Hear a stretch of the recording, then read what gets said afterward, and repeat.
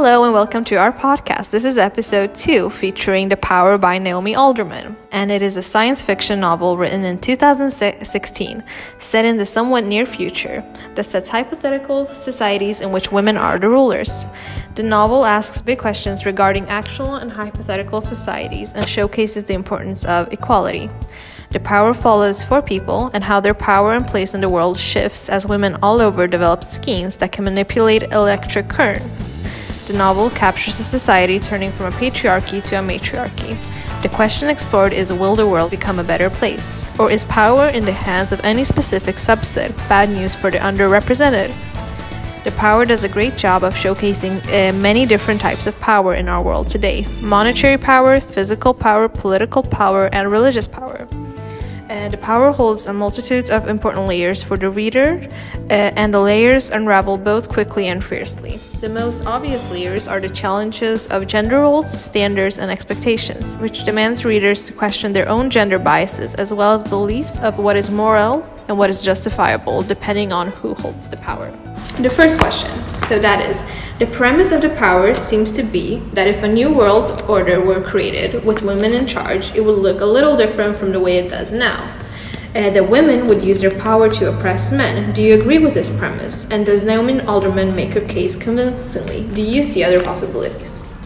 I think when there's one specific group who has all the power, it can easily be corrupted. In this case, it was always thinking up how we're in power. They abused it, and this time the woman will take revenge on that. Yeah. I think if any groups got power, it would end up like this. It would be. And this is something that's actually happening. Women are taking more and more power, and it's still unequal. Men still have more power. But what we're seeing is there are factors that mean that women will have an advantage in the future. As in this book, women have an advantage. They have more power, and that's men have had more power because of biological factors or whatever. And nowadays, females they do a lot better in school. They have more qualifications for work and stuff like that, and they're more fit for the kind of environment that we're going into in companies and other groups. Yeah. That's kind of something we're seeing. Women will have it easier, maybe. Yeah. There's this debate about whether we should make sure that guys actually come along in school better. But do you guys think it is actually possible, or is it inevitable that one subset will always hold the power? Or is it actually possible to somehow So is it just people? an ideological, non-realistic? Yeah, exactly, because I don't know, I see throughout history when the good ones take over, it becomes corrupt, and then and it seems to just pile on. The power is just passed from side. Yeah, it's an evil cycle. I mean, right now in our society, I think this is changing. There's a lot more diversity in who's in power. Yeah.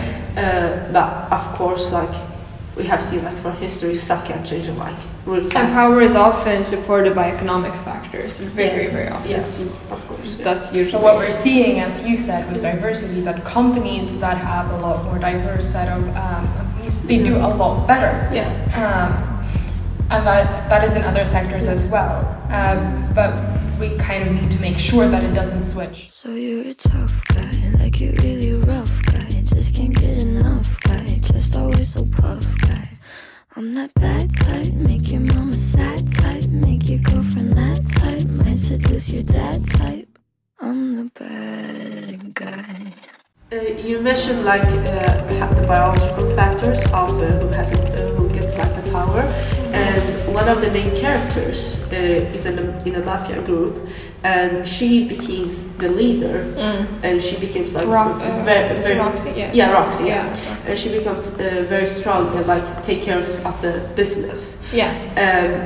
And in a male-dominated occupation. Yeah, and I found there was a part in the book that I found hilarious. Yeah. Where one of the guys that works for her got raped / abused, and how she went to these women who abused him or raped him, and how she said, you can't talk about my brother that way or something like that. And it is something that we see it's happening in our society, but in reverse, which was really interesting to see it from that perspective. Also, this book connects so much to what's actually happening in the world. Of course. It's and reality. It's just mirrored reality. Before, it's been an advantage for men to be aggressive, to not be able to think of consequences as well. And that's biological, it is. And now it's switching. That's not what is appreciated as men. Of course, it still is in some cultures and in some groups, but it's switching. So for the majority of groups and works, that's not going to be what's actually an advantage. So the biological advantages of men are decreasing in the ones of women, because women find languages easier, they're better in the kind of school system we have right now.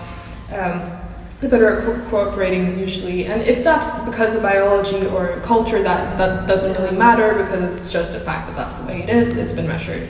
In the book, women have, in this new kind of set of power, an advantage. Yeah, because the overbearing advantage that men have is biological to some first degree. I got no rules, I count 'em.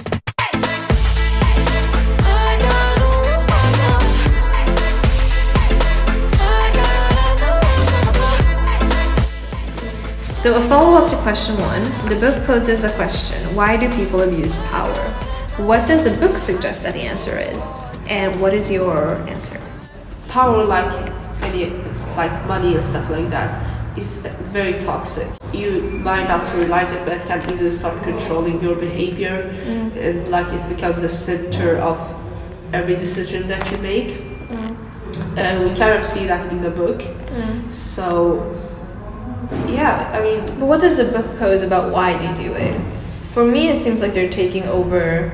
It's kind of revenge, but it's also taking back what was theirs to some extent.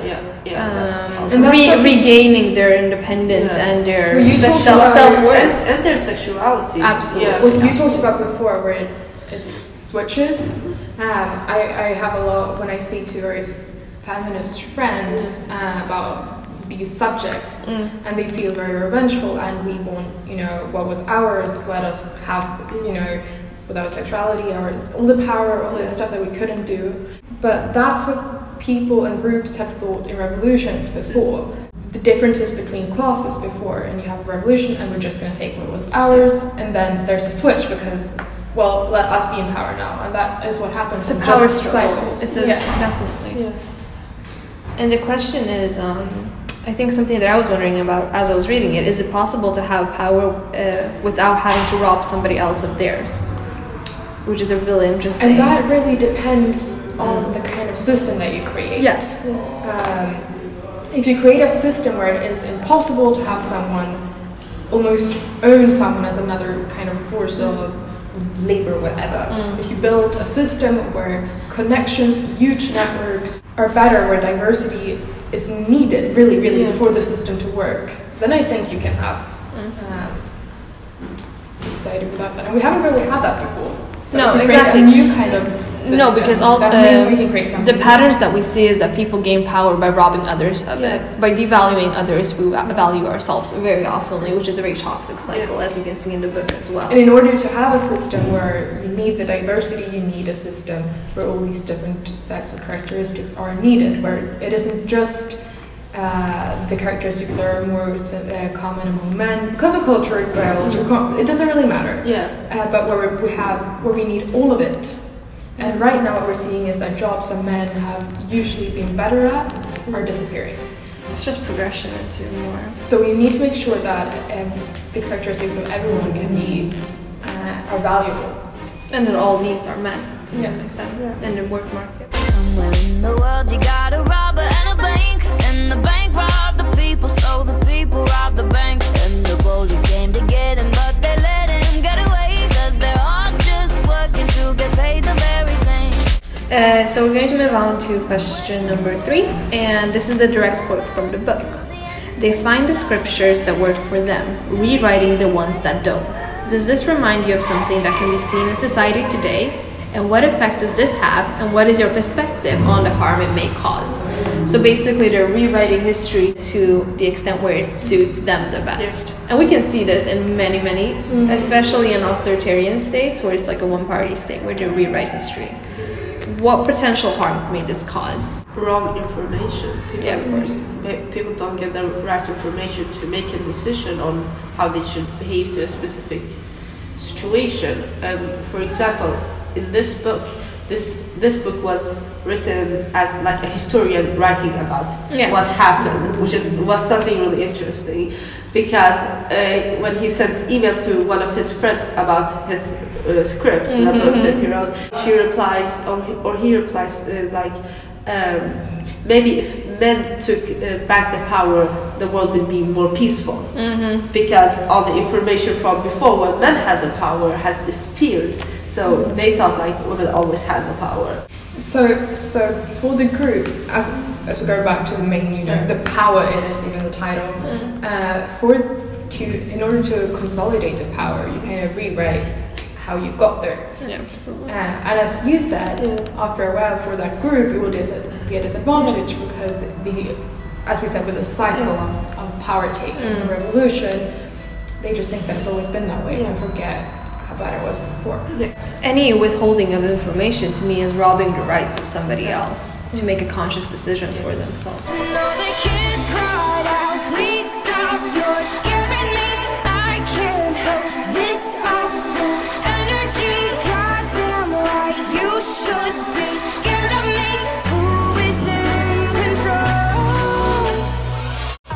And then we have another quote. They don't need a SWAT team. We're just 12 girls in a convent practicing our religion as law-obeying citizens. Do you think that everyone should be allowed to practice their religion they want, even if it means potential harm for others? Or, as in this case, it was known that the girls' way of practicing their religion was exercising and growing their power that was actually used for harm. So what do you guys think of that? This is a very interesting topic that we can see in society today, and that's what's so great about this book. It really reflects society in just a different manner, in a bit more extreme because that's what we've seen with religion for the things that are said, they strengthen the power of certain groups. I mean, any kind of religion or ideology that can cause us misinformation or harm to people, I think should be like illegal. Or more controlled. And there's a fine line to that, because you can see through history, radical ideas 50 years later don't seem as radical anymore.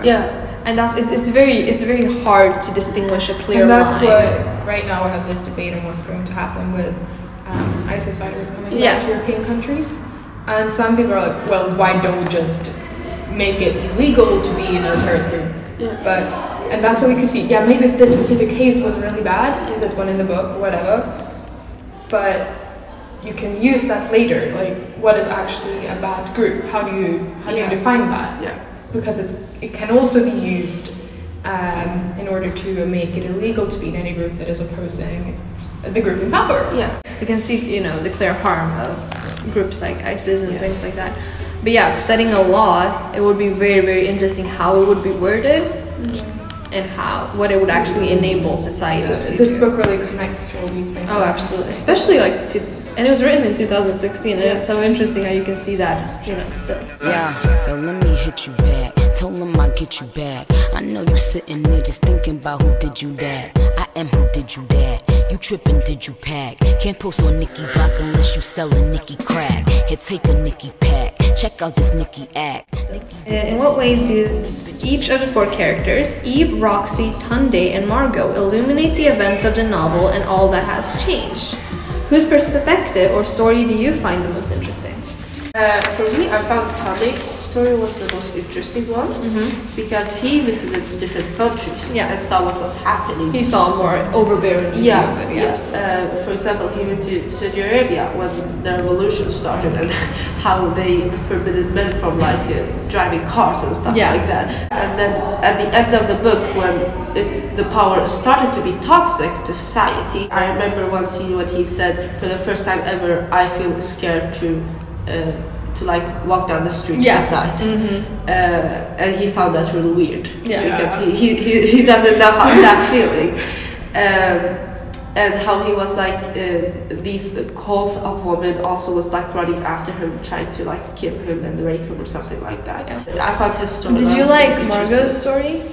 Because that was from a political aspect. I don't think the author executed that right. I thought that we could have seen a lot more. Yeah, I was thinking. I was waiting for it. It was really like. Yeah, I don't know. I didn't really. In the beginning, it was good. In the end, no, I don't know what really happened in the end. I don't know. Something happened. But I think that the author still managed to cover a lot of different areas, and I think it was really special that they had a sexually abused girl as well. Yeah. And her terms of power, because she was the one that actually went the most extreme and created this complete cult. That's his revenge thing. It's a revenge thing. But I got smarter, I got harder in the nick of time. Honey, I rose up from the dead, I do it all the time. I got a list of names and yours is in red underlined.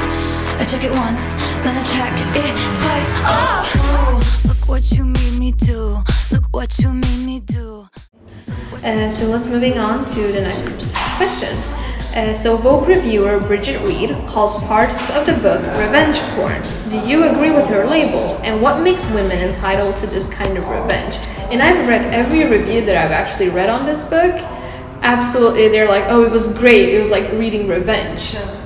It made me question. I was like, but what would make you entitled to this kind of revenge? Because the things that happen are very radical and very extreme. Something that I found a bit annoying also when I was reading reviews is many call this book a feminist book. Yeah. I did not see that. Yeah. It wasn't a feminist book. It was a book about how easily power can be toxic Very when misplaced, only absolutely. one group has the power. It can show either that, or if it's maybe, or female reader hasn't really realized how this patriarchal, phallocentric kind of society affects both groups, but mainly how men have a lot more power, have had through history and still have. It can probably make them realize it just because you're not used to seeing it happen to a man done by women. But that would probably really depend on the reader. And as you're reading the book, it really makes you question your own values a lot of the time, and you're like, oh. And some things are like, oh, okay, nice, they're getting the power. But then you have this other side where you're like, but this isn't actually right. Yeah. This isn't the right way to regain power. The characters that we follow that gets the power are actually like kind of crazy. One of them is in a mafia, the other one is a bit crazy. Yeah. And then the second one gets just wants power since she's a politician. Mm-hmm. So we see also the point of view of people who kind of already have a little bit of power, and at the same time they are not mentally healthy. No. So it can also play a role in why and it also explores how power can be very overbearing of one's character and how and you took out what you said in the beginning, would the world be a better place if it was run by women? Yeah. And that also depends on what you mean. Like right now, sure.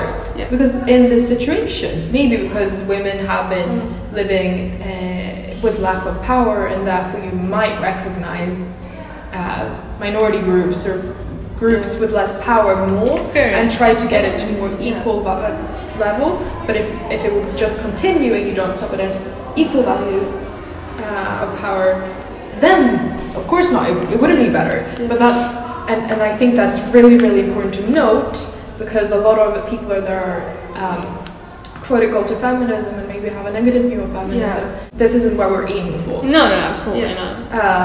I'm 100% a feminist, and this isn't what we're aiming for, equality, and that's what absolutely most of feminists aim for. And that's really, really important to note. This is just a depiction of power in a way that we haven't really seen before. People, when they hear the word feminism, I think they think of feminazi, which is like basically man haters. Which is kind of the opposite of what feminism is. And I think that's what has happened with feminism. It has become associated with something that's toxic and bad. And this book isn't very limited to female antagonists. It's not, or protagonists, whatever. It isn't. It's if you would take any minority in society and put them in this power, this would the depiction would be the same. Yeah. So it isn't very restricted to females oppressing males. if one is having a problem with a book, you might just be looking too much at the gender. This is what feminism is yeah. aiming for. And it's a way, I think, mainly to show the structures that we have today as well. And in order to really, really show that, you need to put it in a completely switched way. So there's so many layers to what the book could be telling. Yeah, Absolutely.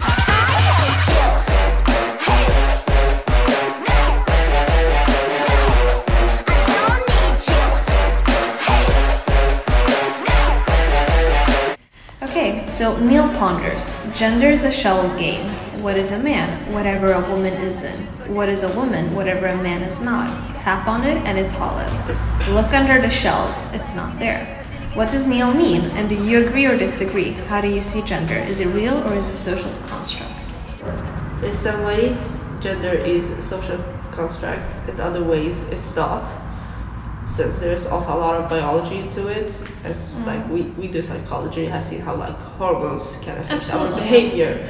So biologically speaking, but then you also have the social stereotypical characteristics that are the social construct. And I think because a lot of the time in debates, it's like the only options are biological or social construct or like cultural construct. But they're so interconnected, so you're really missing the point when you're just trying to decide whether one is. Because yes, we're biologically different, but that is such a different culture. And biology affects culture, and culture affects biology. Yeah, absolutely. So it's really hard to, you know. I don't think when it comes to power, we should look at gender. We should just like look at how well this person would be at like handling this much power. Taking, gender out of the equation. Yeah, exactly. But when we talk about like what gender is, I don't think there's like I don't think there would be a perfect definition to what it is. But so you're saying that we should take gender out of the equation when we're kind of like for jobs or whatever. Yeah. But so then you would get into a completely meritist society. The problem is that gender, because of equalities, it will affect kind of what education you get, what jobs you think you can get, how the person interviewing you like is approaching you, how you are able to get power. So if we would ignore gender, we would still end up with inequality, I think. This reminds me actually when like white people say, "Oh, I don't see color." It is wrong. You need to see color. When you're in society, as usually you don't see gender in quotation mark because that's what you're used to. So when she switches it this way, you're forced to see gender in the different roles. It's very naive to say that you can take certain things out of the running. Yeah. Such as everything. It's so interesting. But everything, it makes up who you are very much, and it gives you a better understanding of the person.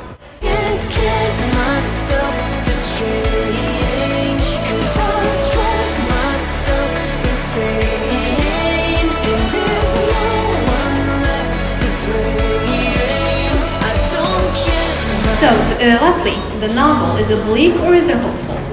I don't know how I would say that it's hopeful, because it isn't an ideal situation, and people seem to think that this is what feminism today is aiming for. Yeah, it isn't. No. I mean, I think it's pretty far from it. I wouldn't say none of these two actually. No. I think this novel was more of like letting us see a different perspective. Yeah. Because if this book was like about how men took the power, it is like, yeah, we know that, it isn't we. But then when we see women do that, it makes us think, because we haven't seen that happen. But even if it is, let's say, like a futuristic kind of a novel, it's very interesting how they go back into like the old ways of using violence to get the power, which is very, very interesting. It kind of signals that, violence will always be a tool in gaining power, as it has always been.